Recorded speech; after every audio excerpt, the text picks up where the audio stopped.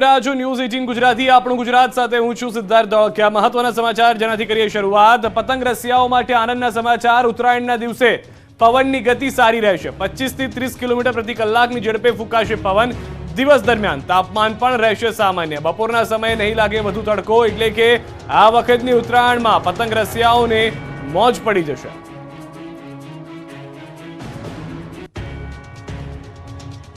और wind speed उत्तरायण के लिए जैसे 14 तारीख 15 तारीख के लिए wind speed mostly 22-25 kilometre per hour हो सकती है और कभी कभी गस्टिंग होकर 30 किलोमीटर पर आवर की मिलने संभावना। तो આવતીકાલથી તાપમાનનો પારો ગગડવાની આગાહી। રાજ્યમાં તાપમાન 4 થી 5 ડિગ્રી ઘટવાની આગાહી। મોટાભાગના શહેરોમાં તાપમાન 10 ડિગ્રીથી નીચે। હાલ નલિયામાં સૌથી નીચું તાપમાન 9.4 ડિગ્રી, અમદાવાદમાં 13.7 ડિગ્રી, જ્યારે ગાંધીનગરમાં 12.4 ડિગ્રી। टेम्परेचर 24 आवर्स का बाद टेम्परेचर घटने का संभावना है बाय 2 to 5 डिग्री सेल्सियस।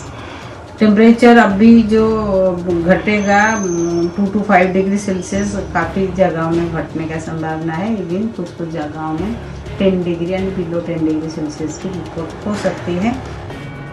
હવે આંખલાઓના ત્રાસથી મળશે મુક્તિ। સરકારે 50,000 આંખલાનું ખસીકરણ કરી પાંજરાપોળમાં પૂરી દેશે। રખડતા ઢોરના ત્રાસથી મુક્તિ માટે સરકારે વધુ એક નિર્ણય કર્યો। કેબિનેટ બેઠકમાં હવે માથેલા સાંડથી છુટકારાનો પ્લાન ઘડાયો।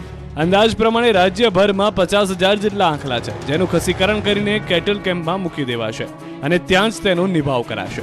સરકારના તારણ પ્રમાણે રખડતા ઢોરથી જાનહાનિની જે ઘટનાઓ બને છે તેમાં આંખલા વધુ જવાબદાર છે, કારણ કે તે તાકાતવાર હોય છે। પરંતુ હવે ખસીકરણ કાર્યક્રમ દ્વારા તેના પર નિયંત્રણ મેળવી સમસ્યાથી મુક્તિ અપાવવામાં આવશે।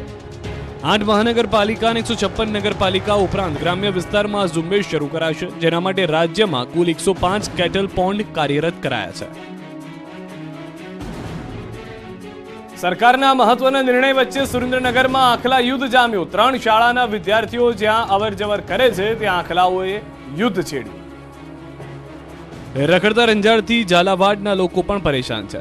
સુરેન્દ્રનગર જિલ્લા સહિત અનેક વિસ્તારોમાં રખડતા ઢોરનો ત્રાસ છે। સુરેન્દ્રનગરના રાધે ટેનામેન્ટના આ દ્રશ્યો। 2 આંખલાઓ રસ્તા વચ્ચે જ બાખડ્યા।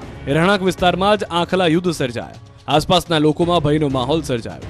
આ વિસ્તારમાં વારંવાર આંખલાની લડાઈ થતી હોવાનું રહીશો કહી રહ્યા છે અને આ અંગે તેઓએ અનેકવાર રજૂઆત પણ કરી છે, છતાં તંત્રની કોઈ પણ ટીમ રખડતા ઢોર પકડવા નથી આવતી, જેને લઈને રહીશો ત્રસ્ત છે। ચોંકાવનારી વાત તો એ છે કે આંખલા યુદ્ધ થયું એ વિસ્તારની નજીક જ મંદિર અને 3 શાળાઓ આવેલી છે। આ રસ્તા પરથી વિદ્યાર્થીઓ અને વૃદ્ધો વારંવાર પસાર થાય છે અને એ જ સ્થળે આંખલાઓ આવી ચડે છે અને જોખમી રીતે બાખડે છે।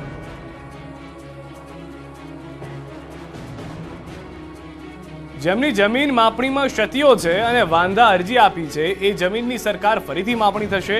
બીજી તરફ કોંગ્રેસે જૂની જમીન માપણી સંપૂર્ણ રદ કરવા માંગ કરી। 2009 થી 2017 સુધી સરકાર દ્વારા થયેલા જમીન રીસર્વે છેલ્લા 5 વર્ષથી વિવાદમાં છે। એ મામલે સરકારે હવે વાંધા અરજીઓના આધારે નવેસરથી માપણી કરવાનો નિર્ણય કર્યો। એટલે કે જે ખેડૂતોએ પોતાની જમીનની માપણી સામે વાંધો ઉઠાવ્યો છે તે ખેડૂતની જમીનની સરકાર ફરીથી માપણી કરશે, જેની શરૂઆત દેવભૂમિ દ્વારકા અને જામનગરથી થશે। બાદમાં રાજ્યના તમામ જિલ્લામાં જમીન માપણી ક્ષતિ સુધારણા કાર્યક્રમ હાથ ધરાશે। કેબિનેટ બેઠક બાદ પ્રવક્તા મંત્રી ઋષિકેશ પટેલે ખાતરી આપી કે આ વખતે જમીન માપણી ખુદ વિભાગ જ કરશે અને ભૂતકાળ જેવી ખામીઓ નહીં થાય। બીજી તરફ કોંગ્રેસ ધારાસભ્ય અર્જુન મોઢવાડિયાએ સરકારની જૂની જમીન માપણીને ધતિંગ ઠેરવ્યું અને માંગ કરી કે ગામના એક ખેડૂતની જમીન માપવાથી આ સમસ્યાનો ઉકેલ નહીં આવે। સાથે જ કહ્યું કે સરકારને સમજ ન પડતી હોય તો નિષ્ણાંતોની સલાહ લેવી જોઈએ।